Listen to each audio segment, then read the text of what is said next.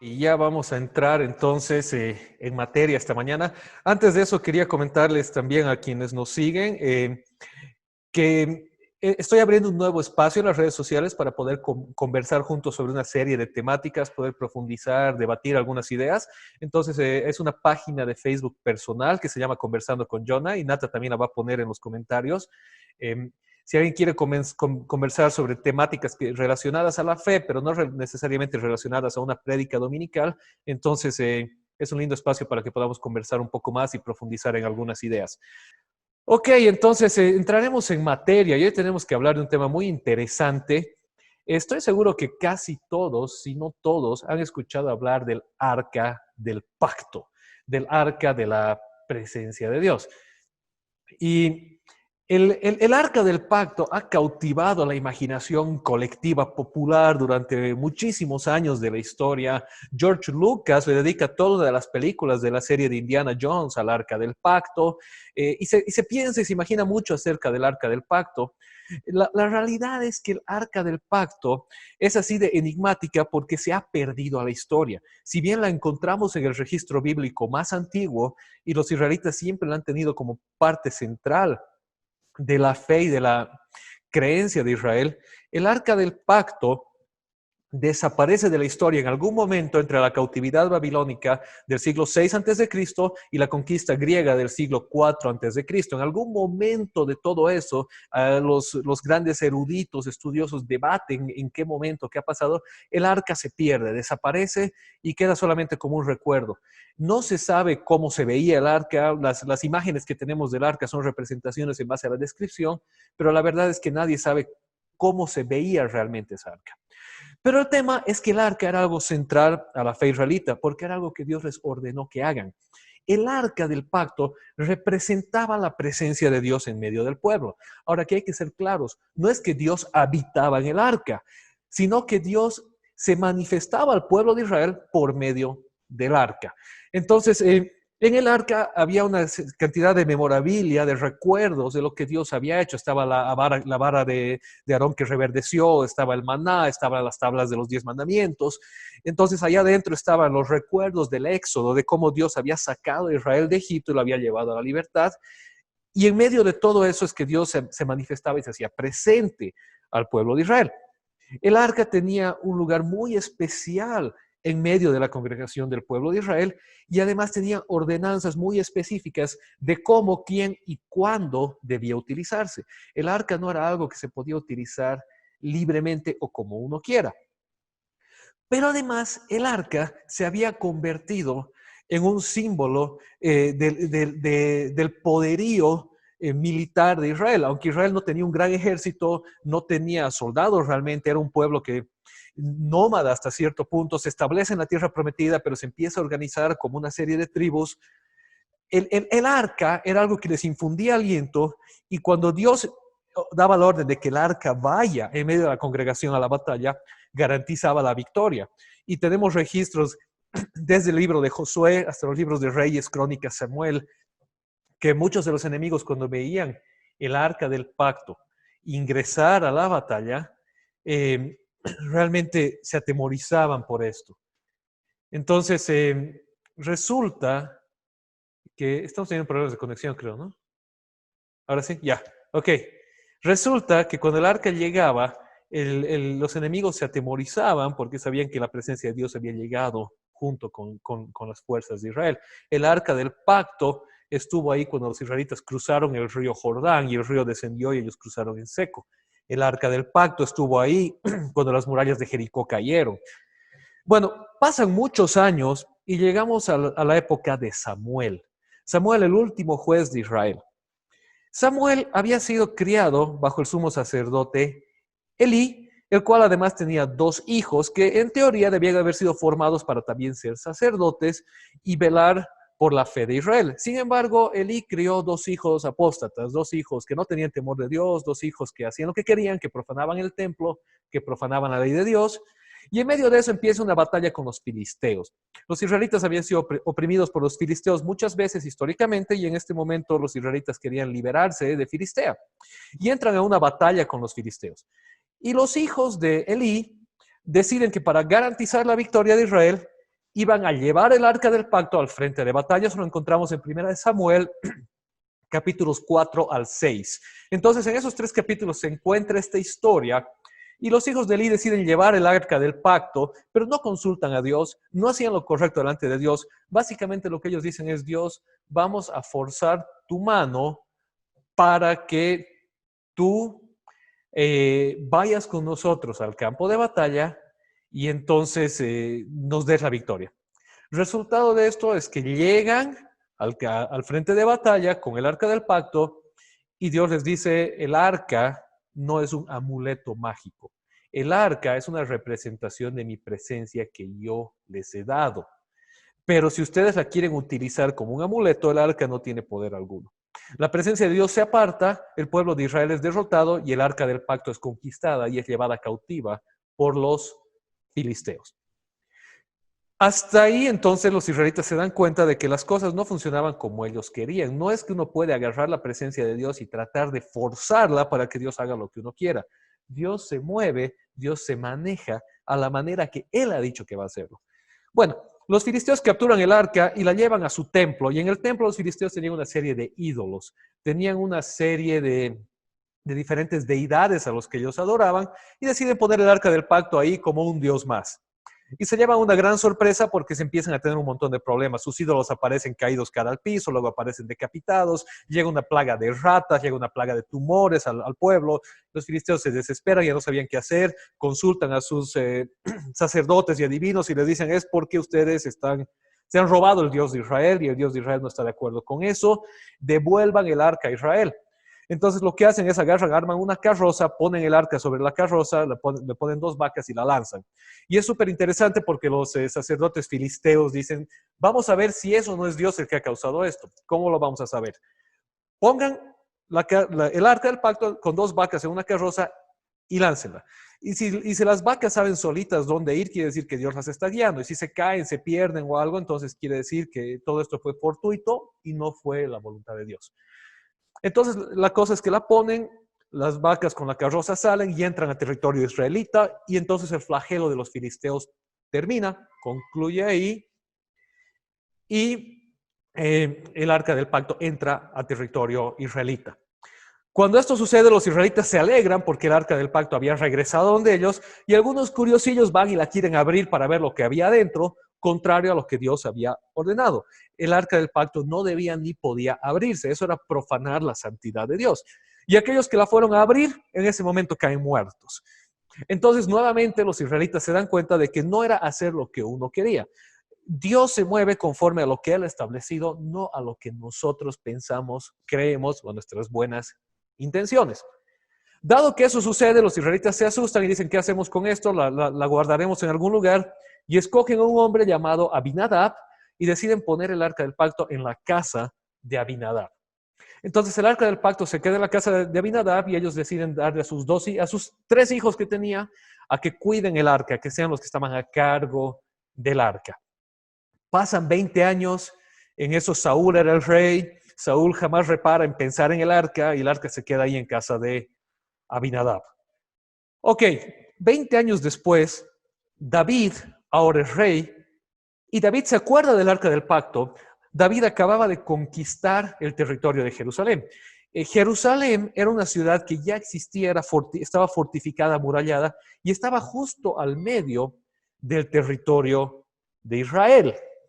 Pero no la habían podido, Saúl nunca la pudo conquistar, y David por fin la conquista. David conquista esta gran ciudad y decide volverla a la capital del reino de Israel, la ciudad del rey, porque era una ciudad privilegiada, amurallada, central en el territorio. Era una ciudad muy, muy importante política y económicamente. Entonces David, cuando conquista esta ciudad y la vuelve a la capital, dice: tenemos que traer el arca del pacto, la presencia de Dios al centro de la nación. Entonces van a la casa de este Abinadab y deciden transportar el arca del pacto de la casa de Abinadab a la ciudad de David. Y ahí entonces entramos a la historia y vamos a leer 2 de Samuel, capítulo 6, versículos 1 al 11. Y dice así: una vez más, David reunió Perdón, me distraí. Una vez más, David reunió los 30 batallones de soldados escogidos de Israel. Y con todo su ejército partió hacia Balá de Judá para trasladar de allí el arca de Dios sobre la que se invoca su nombre, el nombre del Señor Todopoderoso que reina entre los querubines. Colocaron el arca de Dios en una carreta nueva y se la llevaron de la casa de Abinadab, que estaba situada en una colina. Usa y Agío, hijos de Abinadab, guiaban la carreta nueva, que llevaba el arca de Dios. Agío iba delante del arca, mientras David y todo el pueblo de Israel danzaban ante el Señor con un gran entusiasmo y cantaban al son de arpas, liras, panderetas, sistros y címbalos. Al llegar a la parcela de Nacón, los bueyes tropezaron, pero Usa, extendiendo las manos, sostuvo el arca de Dios. Entonces la ira del Señor se encendió contra Usa por su atrevimiento y lo hirió de muerte ahí mismo, de modo que Usa cayó fulminado junto al arca. David se enojó porque el Señor había matado a Usa, así que llamó a aquel lugar Pérez Usa, nombre que conserva hasta el día de hoy. Pérez Usa quiere decir el golpe de Usa, donde Usa fue golpeado, ¿no? Aquel día David se sintió temeroso del Señor y exclamó, es mejor que no me lleve el arca del Señor. Y como ya no quería llevarse el arca del Señor a la ciudad de David, ordenó que la trasladaran a casa de Obed-edom, oriundo de Gad. Fue así como el arca del Señor permaneció 3 meses en casa de Obed-edom de Gad, y el Señor lo bendijo a él y a toda su familia. Ok, ¿qué sucede aquí? Veamos este pedazo de la historia. David conquista Jerusalén, establece la capital y decide llevar el arca, al símbolo de la presencia del Señor, a la ciudad del rey, al centro, ¿no? Y le construye además todo un tabernáculo, un lugar hermoso para que el arca esté allí en un lugar permanente. Acuérdense que el templo todavía no está construido, lo construye Salomón, el hijo de David, muchos años después, pero David ya construye un tabernáculo, una carpa, un lugar específico para que el arca repose en medio del pueblo. David decide ir, pero cuando decide ir a traer el arca, se olvida de consultarle a Dios qué decía la ley acerca de quién, cómo debe moverse el arca. Éxodo capítulo 25, del 12 al 14, y Números capítulo 4, 14 y 15, instruyen expresamente qué debía hacerse con el arca. Y lo primero es que estaba prohibido tocarla. No podían tocarla para trasladarse. El arca tenía unas argollas a los costados en los cuales debía introducirse unos pilotes, unas barras de bronce para que sea cargada por medio de las barras por levitas, por los sacerdotes designados para esta tarea. Pero David estaba tan emocionado, tan feliz, tenía tan buenas intenciones, que se olvida de preguntar eso y decide trasladar el arca como los filisteos lo habían hecho. Como el arca llegó en una carroza con 2 vacas, él dice, vamos a hacer mejor que vacas, le vamos a poner bueyes. Construye una carroza y decide mover el arca a su manera. En ese interín, el arca los bueyes se tropiezan y Usa decide sujetar el arca con sus manos y Dios se molesta y lo fulmina ahí mismo. ¿Por qué? ¿Por qué Dios fulmina a Usa? Esto es una cuestión muy, muy difícil de digerir para el lector moderno, para la idea que tenemos hoy en día acerca de cómo debería ser Dios. Pero no se olviden que el fundamento de esto es que Dios lo dijo vez tras vez tras vez, desde la creación de la humanidad hasta el día de hoy, Dios lo sigue diciendo. Él es un Dios santo. Su santidad no entra en comunión con el pecado. Y pecado es por definición desobediencia a Dios. Entonces, cuando el hombre, por muy bien intencionado que sea, decide hacer las cosas a su manera, ignorando el consejo de Dios, el resultado no va a ser la bendición de Dios. No se trataba de que David era buenito, tenía buenas intenciones, de que Usa estaba tratando de resguardar el arca. Se trataba de que todo ese evento, por hermoso, por bien intencionado, por mucha algarabía que había, por mucho que se estaba, entre comillas, exaltando el nombre de Dios, se estaba haciendo contrario expresamente a lo que Dios había establecido acerca de cómo debía llevarse a cabo. Entonces, esta es una primera lección muy fundamental para nosotros. Ya hemos visto con los hijos de Elí que nosotros no podemos forzar a que Dios haga lo que nosotros queremos en base a tradiciones, a amuletos o a ciertos rituales u objetos que tengamos. El arca del pacto representaba la presencia de Dios, pero no era Dios. Y el problema es que Israel había cambiado el arca de Dios por el Dios del arca. Y en ese momento Dios les da la primera lección y les dice, ¿saben qué? Yo no voy a moverme en base a lo que ustedes quieran, yo hago las cosas en base a mis designios y propósitos. Luego el arca es puesta en medio del territorio filisteo y los filisteos colocan a Dios entre uno de sus dioses. Y Dios ahí les dice, yo les voy a demostrar que yo no soy uno de sus dioses, yo soy el Dios, el único Dios real y verdadero. Y en ese momento, los dioses filisteos y todo el territorio de Filistea sufre una cantidad de percances, entonces deciden retornar el arca. Cuando el arca regresa a Israel, los israelitas que la reciben al principio deciden desobedecer a Dios e irse de curiosos donde no debían. Y después David, con muy buenas intenciones, con mucha algarabía, con todo el ejército, con todo el pueblo, decide trasladar el arca como él quería. Y Dios nuevamente les dice, las cosas no se hacen como ustedes quieran, se hacen como yo quiero. Yo soy un Dios santo. Yo soy un Dios que estoy por encima. Yo soy quien es soberano. Yo soy quien gobierna. Ahora, yo los amo, yo los protejo, yo los cuido. Yo proveo para ustedes, pero en mis términos, no en los suyos. En otras palabras, yo soy Dios, no ustedes. Ok. David se asusta ante lo que sucede con Usa y dice, no, mejor no me llevo el arca. Esto no había sido un juego, no había sido nomás agarrar y traer el arca como yo quiero y por tener el arca ahí metida va a llegar la bendición. Resulta que el arca había sido algo serio. Resulta que querer jugar con la presencia de Dios había sido algo serio. Y deciden, se busca un chivo expiatorio, un pobre hombre del lugar que se llamaba Obed-Edom. Y le dicen, Obed-Edom, el arca se queda en tu casa, tú verás qué haces. Pasan unos meses y resulta que este Obed-Edom empieza a ser bendecido. El versículo 11 dice, el Señor bendijo a Obed-Edom y a toda su familia. ¿Por qué? Porque al poner el arca y la presencia de Dios en la casa de este hombre y este Obed-Edom, al empezar a hacer bien las cosas en su casa, pues es bendecido. No nos dice exactamente cómo, pero sabemos que su casa empezó a prosperar, porque la presencia de Dios en medio de su hogar empezó a traer bendición. La presencia de Dios en nuestras vidas siempre trae bendición, pero nuevamente la presencia de Dios en nuestras vidas a la manera de Dios, no a nuestra manera o como nosotros nos queramos inventar o manipular la presencia de Dios. Al ver David que la casa de Obed-Edom estaba siendo bendecida, dice, no, entonces no, que se venga nomás el arca a la ciudad del rey. ¿Por qué Obed-Edom nomás va a ser bendecido? Que sea bendecida toda la nación. Y continuamos la historia entonces en 2 Samuel 6, 12 al 15. Dice así, en cuanto le contaron al rey David que por causa del arca del Señor, pero que por causa del arca el Señor había bendecido a la familia de Obed-Edom y toda su hacienda, David fue a la casa de Obed-Edom y en medio de gran algarabía trasladó el arca de Dios a la ciudad de David. Apenas habían avanzado 6 pasos los que llevaban el arca cuando David sacrificó un toro y un ternero engordado.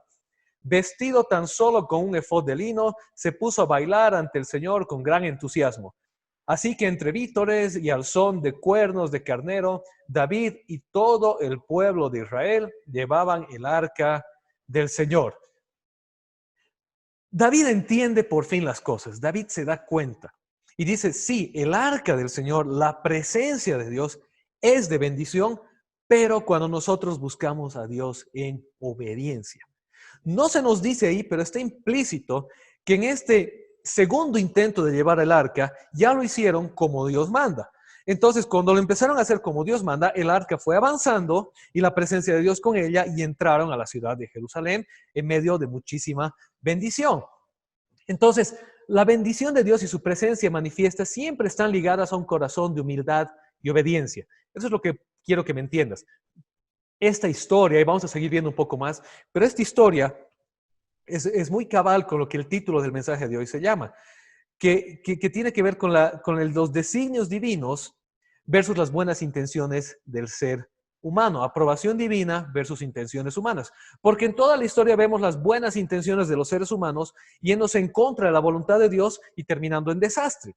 Y al final David termina de entender que para que Dios bendiga tiene que haber obediencia. Uno necesita ser humilde delante de Dios y preguntarle a Dios, ¿qué quieres que haga? ¿Cómo quieres que lo haga? Y cuando descubrimos la respuesta a esas preguntas, empezamos a hacer las cosas como Dios quiere y Dios empieza a traer bendición en medio nuestro.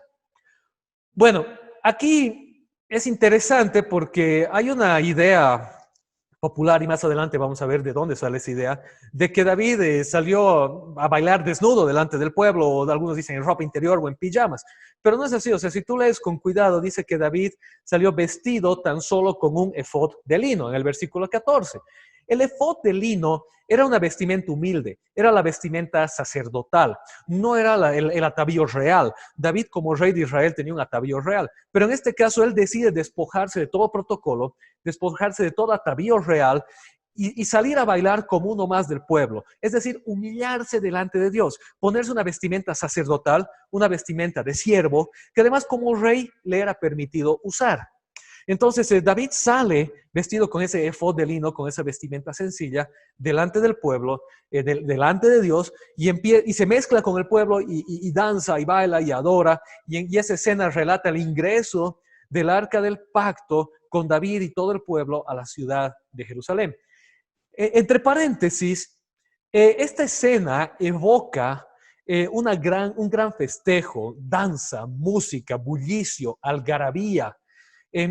Evoca todas estas emociones que surgen de la alegría en el rey y en el pueblo de encontrar la presencia de Dios en medio de ellos.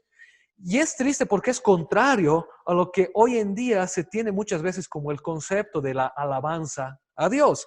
Muchas veces hoy en día se enseña que la alabanza a Dios debe hacerse en quietud y meditación, con, una idea de himno que tampoco es bíblica, que tiene que ser un corito sencillo y meditabundo y callado y suave. De alguna manera Dios es un Dios contemplativo, un Dios del silencio. Y lamentablemente esta idea viene de una tergiversación de la cultura bíblica por un filtro de una filosofía platónica que sucede a partir más o menos del siglo IV, parte del siglo III después de Cristo, y se va acentuando a lo largo de la Edad Media.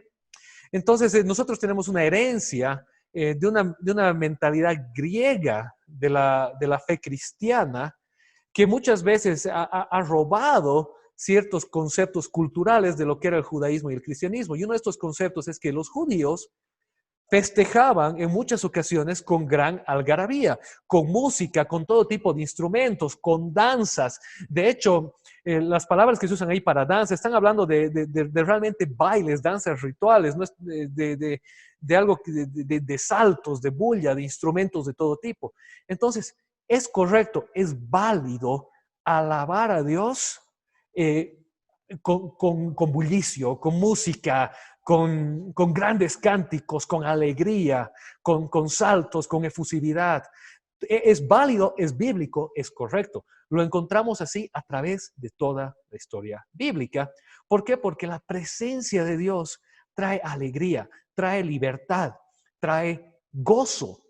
Y esto se ve en esta escena cuando la presencia de Dios ingresa por fin a la capital, al centro del país, cuando Dios da su beneplácito a Israel y dice, ahora sí te vas a constituir como mi nación en medio de la tierra, con tu capital y con la presencia de Dios en medio tuyo.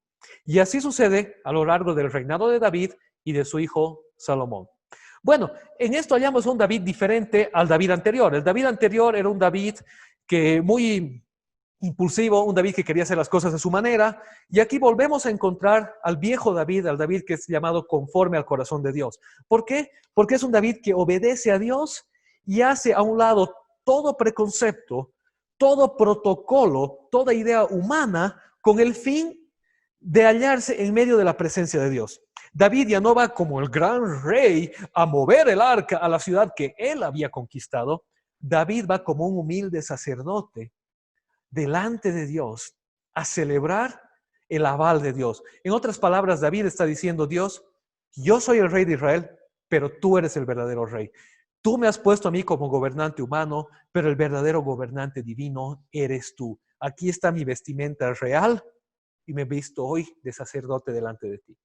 Esta es la escena y esta es una hermosa enseñanza que tenemos del eterno corazón de David. Cuando Dios nos pone en lugar de eminencia es para servirle a Él delante del pueblo y no para servirnos nosotros del pueblo y reemplazarlo a Él. Ok, continúa la historia y en medio de esto estaba todo el pueblo alegre, había gran festejo, el arca había entrado y estaban todos felices, todos contentos, todos menos una persona. Había una persona que no estaba nada feliz con lo que estaba sucediendo. Esta persona se llamaba Mical. Mical era la hija de Saúl, el anterior rey de Israel. Y Mical, además, era esposa de David. Cuando Saúl todavía se llevaba bien con David, cuando Saúl lo quería a David, acuérdense que como Saúl y David se conocen, es porque Saúl tenía un espíritu que lo atormentaba y solamente la música lo calmaba. Y David era un gran músico, tocaba el arpa y la lira. Entonces David iba a la casa de Saúl y le tocaba música y cuando David tocaba, el espíritu de Saúl se calmaba. Entonces durante mucho tiempo Saúl amaba a David, pero después Saúl se pone celoso porque ya se entera de que Dios iba a reemplazar la casa de Saúl, el reinado de Saúl con el reinado de David, lo persigue y todo. Pero esto pasa mucho antes, cuando todavía Saúl apreciaba a David, le da a su hija como esposa, a Mical. Entonces ella era la hija de Saúl, esposa de David. Y continuamos la lectura y veamos qué hace Mical ante esta escena. Recuerden nuevamente, el arca del pacto está ingresando a la ciudad entre gran algarabía, festejo y música, y en medio de ellos está el rey bailando, no como rey, sino como un humilde pueblerino, como uno más del montón. Entonces continuamos con la lectura de 2 de Samuel, capítulo 6, versículos 16 al 23. Y dice así: sucedió que, al entrar el arca del Señor a la ciudad de David, Mical, hija de Saúl, se asomó a la ventana. Y cuando vio que el rey David estaba saltando y bailando delante del Señor, sintió por él un profundo desprecio. El arca del Señor fue llevada a la tienda de campaña que David le había preparado. La instalaron en su sitio y David ofreció holocaustos y sacrificios de comunión en presencia del Señor. Después de ofrecer los holocaustos y los sacrificios de comunión, David bendijo al pueblo en el nombre del Señor Todopoderoso y a cada uno de los israelitas que estaban allí congregados, que eran toda una multitud de hombres y mujeres, les repartió pan, una torta de dátiles y una torta de uvas pasas. Después de eso, todos regresaron a sus casas. Cuando David volvió para bendecir a su familia, Mical, la hija de Saúl, les salió al encuentro y les reprochó. ¡Qué distinguido! Este es sarcasmo, escuchen el sarcasmo. ¿Y alguna vez has llegado a tu casa feliz de haber hecho algo que te salió bien y te han celebrado, te han aplaudido y has llegado a la casa y has dicho, voy a seguir festejando en mi casa? Abres la puerta y te está esperando tu esposa y te dice, qué bien que lo has hecho. Bien, te felicito. Esa era la escena de David. Llega Chocho a festejar y le sale su esposa al encuentro y dice, qué distinguido se ha visto hoy el rey de Israel, desnudándose como un cualquiera en presencia de las esclavas y sus oficiales. Acuérdense que David no estaba desnudo, simplemente no estaba con el atavío real. Pero su esposa lo mira y dice, para eso te salías como un cualquiera. Esa es la esencia de lo que Mical le dice. David le responde, lo hice en presencia del Señor, quien en vez de escoger a tu padre o a cualquier otro de su familia, me escogió a mí y me hizo gobernante de Israel, que es el pueblo del Señor. De modo que seguiré bailando en presencia del Señor y me rebajaré más todavía hasta humillarme completamente. Sin embargo, esas mismas esclavas de quienes hablas me rendirán honores. Y Mical, hija de Saúl, murió sin haber tenido hijos. No se sabe por qué no tuvo hijos. Algunos comentaristas piensan que tal fue la molestia entre David y Mical en ese momento que nunca buscaron tener hijos. En todo caso, la línea de Saúl termina ahí. Los herederos de Saúl concluyen. Pero veamos un poco la escena, qué es lo que pasa aquí. Retrocedamos un poquito atrás, recapitulemos. Los hijos de Elí se llevan el arca al campo de batalla, contrario a lo que Dios había dicho. Entonces Dios se aparta, el arca es capturada, es llevada cautiva por los filisteos, quienes la meten a su templo, como uno más de sus dioses. Dijeron, nos traemos otro Dios más para que nos bendiga. No se olviden que eran culturas que idolatraban los objetos y pensaban que el ídolo Era una representación de la divinidad. A veces nos pasa lo mismo ahora. Es lamentable ver cómo hay personas que siguen buscando su pata de conejo o su cuadrito del santo o cualquier cosa que por tener un objeto ahí, la presencia de Dios está en medio mío y Dios es bien claro y dice mi presencia no está en un objeto. Si bien un objeto puede ser una representatividad de mi presencia no se limita ni se rige por un objeto, sea cual sea la naturaleza de ese objeto. No se olviden que el arca del pacto la había establecido Dios mismo, pero el arca no reemplaza a Dios.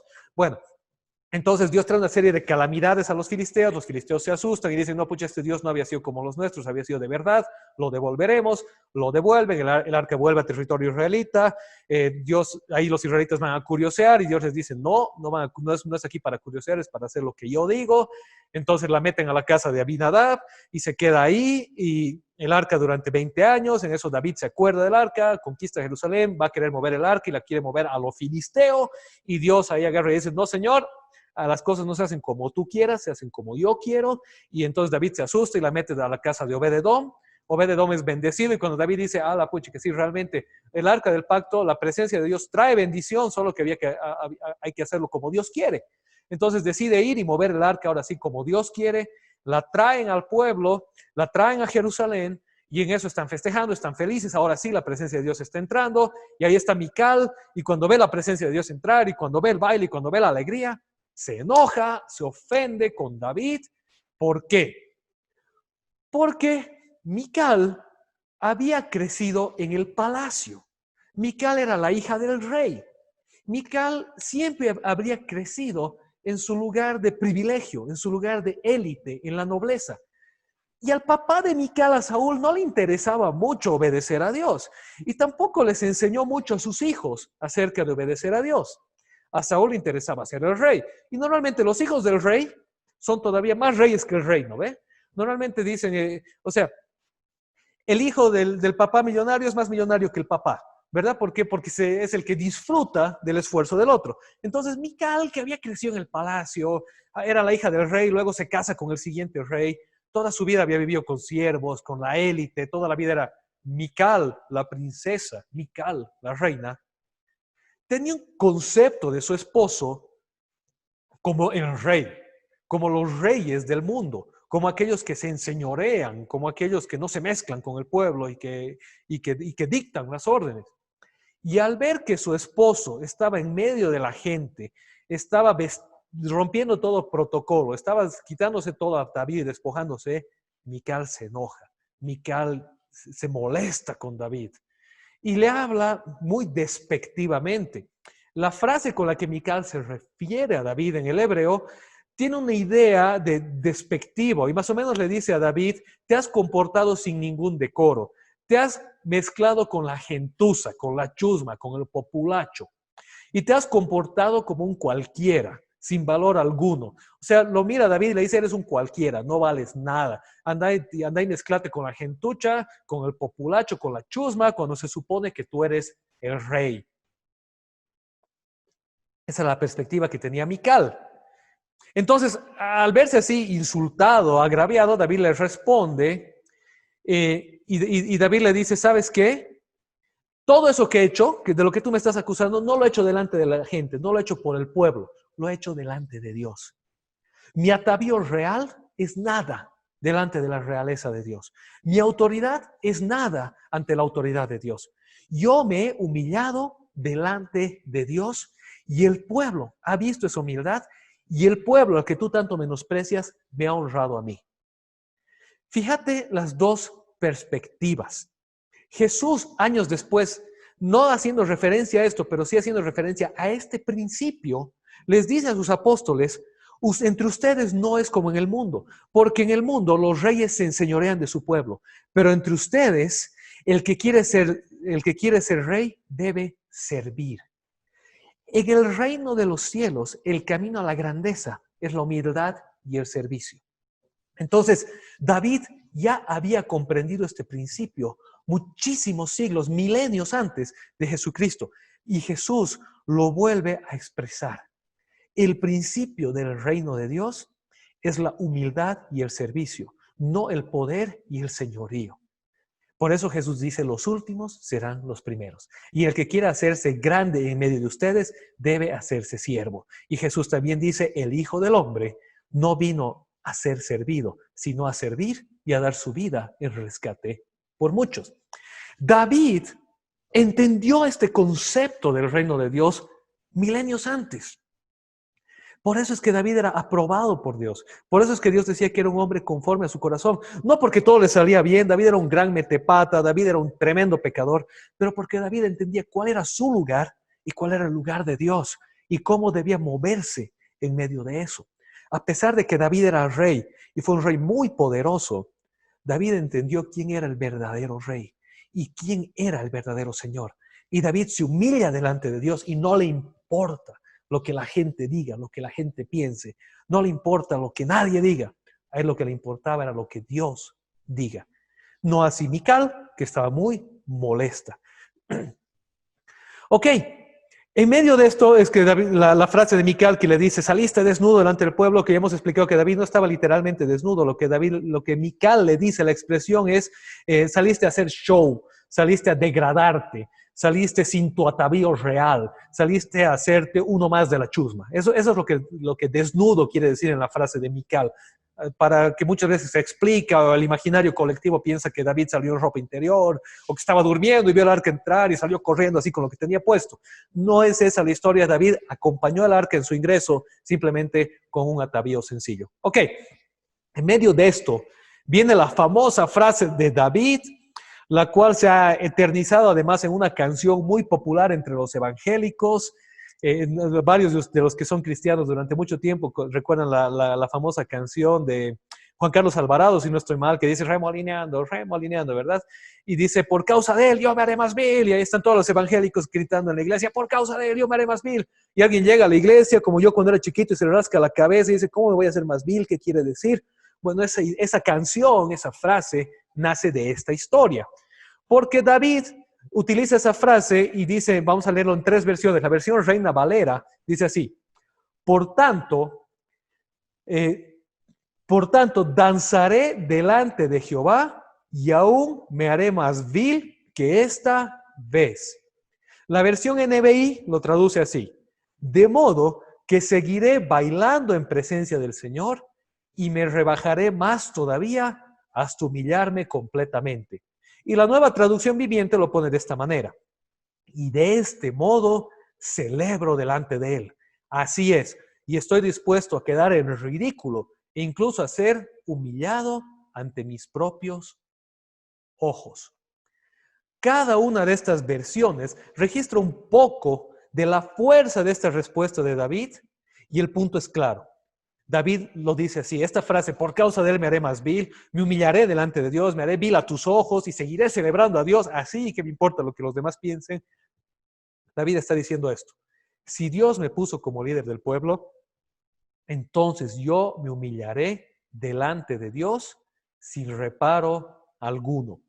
Si eso hace que tú me rechaces, pues prefiero la aprobación de Dios por encima de la tuya. Cuando David dice, me haré más vil a tus ojos y aún me humillaré más y seguiré celebrando a Dios, lo que está queriendo decirle David a Mical es esto, y esa es la enseñanza que llega para nosotros. Si ante los ojos de las personas yo me estoy humillando, estoy haciendo el ridículo, pues no me interesa. Lo que me interesa es cómo me ve Dios. Y David le dice a Mical entonces ahí, ¿sabes? Ante tus ojos yo estaré haciendo el ridículo, ante tus ojos me estaré humillando, pero no ante los ojos de Dios que me ha escogido a mí por ser así, por humillarme delante de Él. Y toda esa gente a la que tú estás menospreciando es la misma gente que ama a Dios y que me honra a mí como su rey.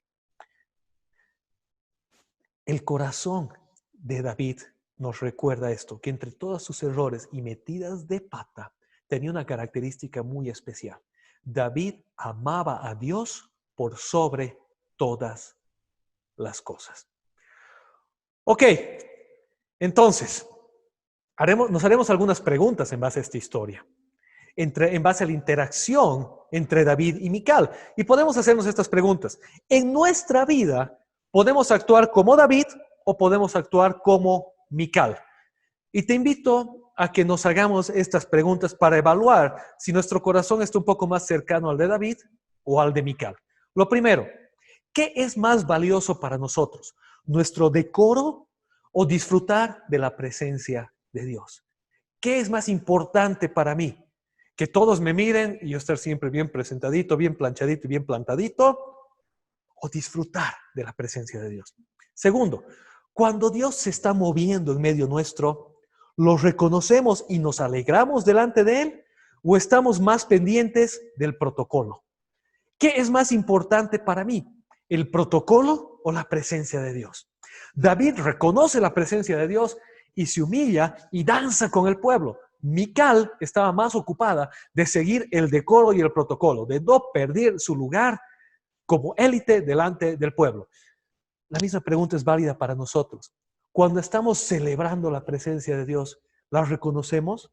Cuando estoy en la iglesia, en la comunidad de creyentes, ¿reconozco la presencia de Dios y la disfruto? ¿O estoy más preocupado de que se siga el orden, de que se siga la norma, de que se siga el decoro? ¿Qué tanto me interesa la óptica de otros? ¿Qué tan importante es para mí lo que los demás dicen? Finalmente, ¿nos molestamos e incomodamos con aquellos que son efusivos y genuinos delante de Dios? ¿Será que nos molesta y nos incomoda porque su actitud confronta nuestros preconceptos?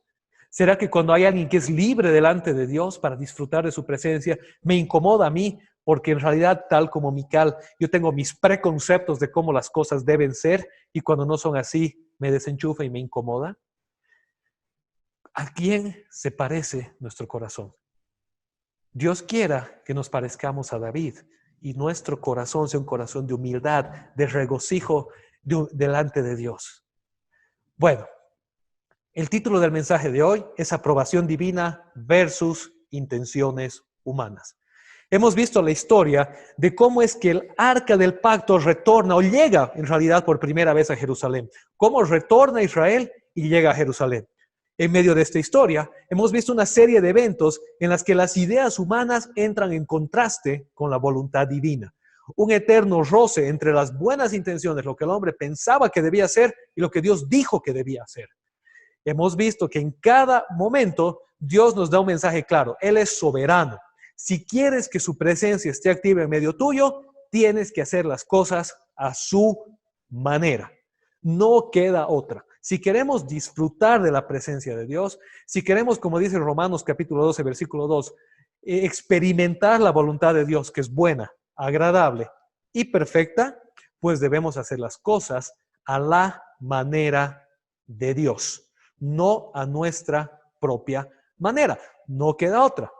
Dios no es manipulable, Él es soberano, Él decide. Pero cuando nosotros nos sometemos a su voluntad y hacemos las cosas como Él las ordena, pues disfrutamos de su bendición, de su beneplácito, de su presencia en medio nuestro, que es mejor y superior que cualquier otra cosa en la vida. Su presencia nos llena de paz, de amor, de gozo, de fe. No nos hace faltar nada. Así que cerremos con dos grandes preguntas el día de hoy. La primera pregunta que te hago y me hago a mí mismo, poniéndonos la mano al pecho. ¿Qué tanto anhelas la presencia de Dios en tu vida? ¿Qué tanto anhelas la presencia de Dios en tu vida? ¿Lo suficiente como para reinventar y renovar tus ideas, pensamientos, costumbres y preconceptos con tal de que Él se haga manifiesto en medio tuyo? ¿Qué tanto anhelo a Dios en mí? ¿Qué tanto anhelo descubrir a Dios en mi vida? La respuesta es bien práctica. No es una respuesta emocional, no es una respuesta teórica o metafísica. Es una respuesta bien práctica. Si yo anhelo la presencia de Dios en mi vida, tengo que estar dispuesto a reinventarme a mí mismo bajo los preceptos de Dios. A llevar toda idea, toda costumbre, todo pensamiento, toda tradición, todo proyecto a los pies de Cristo y decirle, ¿qué opinas tú de esto? ¿Cómo lo debo encarar? ¿Cómo debo mover el arca? ¿Cuál es tu camino para que tu presencia entre a mi vida, para que tu presencia entre y se manifieste en medio mío? Y debo tomar la decisión de David. ¿Lo hago a la manera de Dios o lo hago a mi manera? ¿Dejo la presencia de Dios en casa de Obed-Edom porque es muy difícil traerla y yo prefiero hacer las cosas a mi manera? ¿O traigo la presencia y me alegro en ella, pero a la manera de Dios? La segunda, cuando Dios está obrando de forma activa a tu alrededor, ¿qué es más importante para ti? ¿El qué dirán los demás o el disfrutar de su presencia? Cuando Dios está obrando de forma activa a tu alrededor, ¿qué es más importante para ti? ¿El qué dirán los demás o el disfrutar de su presencia? ¿Estás dispuesto a dejar de lado todo protocolo, todo estatus, toda limitación y simplemente alegrarte en Él?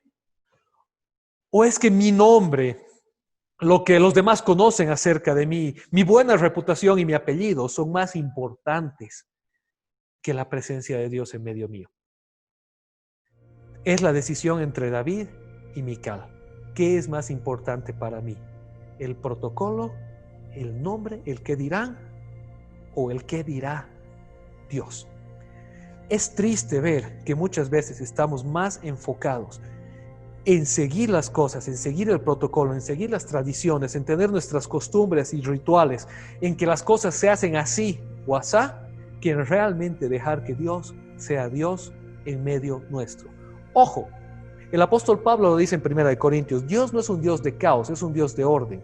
No estamos hablando de que se hagan las cosas como a uno le da la gana. Creo que toda esta historia es suficientemente obvia al respecto. Cada vez que quisieron hacer las cosas como querían, Dios se retira del lugar.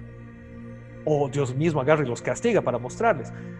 Entonces no se trata de que, como algunas nuevas tradiciones eclesiales, se diga, vamos a dar libertad al Espíritu Santo y que esto se vuelva un chenco y un despelote y hacemos lo que nos da la gana porque Dios está en medio nuestro. No estamos hablando de eso. Estamos hablando de que en medio del orden establecido por Dios, en medio de lo que Dios mismo ha normado para su iglesia, demos libertad y gocemos de su presencia. Así que ni el caos y el desorden absoluto, ni el orden protocolar exagerado son el camino a disfrutar de la presencia de Dios.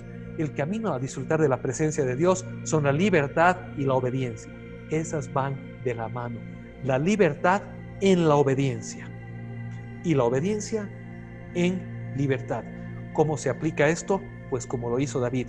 Dios, ¿cómo debo yo disfrutar de tu presencia? ¿Cómo debo yo llevar adelante lo que tú has planificado?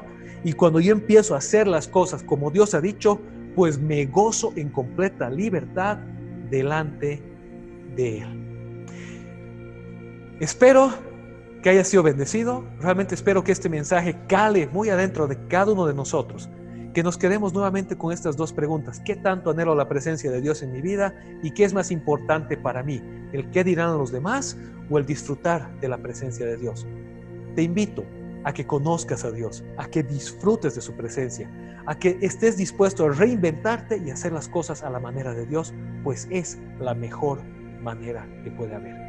Recuerda, esto no funciona en base a nuestras ideas, sino en base a las ideas de Dios. Que Dios te bendiga, que tengas una hermosa y bendecida semana. Recuerda que seguimos en tiempo de cuarentena.